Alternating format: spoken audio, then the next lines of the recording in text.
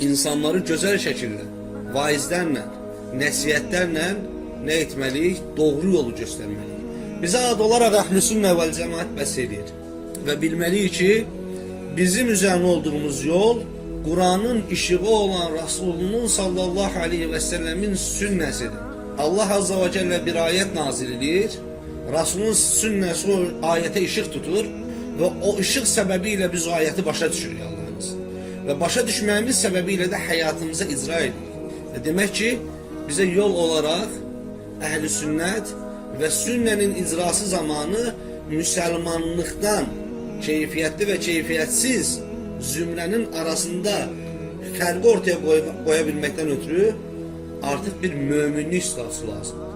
Yani ya Rabbi, mən bir zamanlar sənin İbrahimə təslim ol dediğin kimi İbrahimin de sənə mən aləmlərin Rəbbinə təslim oldum dediği kimi sənə təslim oldum. Mən üzərində İslam adını, İslam simgesini boşu boşuna daşımıram. Mən dilində əməntu billah olub da həyatında əməntu billah olanlardan deyiləm.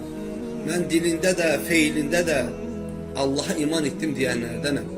Bunu dilimlə söyləyirəm, qəlbimlə təsdiq edirəm və əzalarımla əməl edirəm, hərəkət edirəm.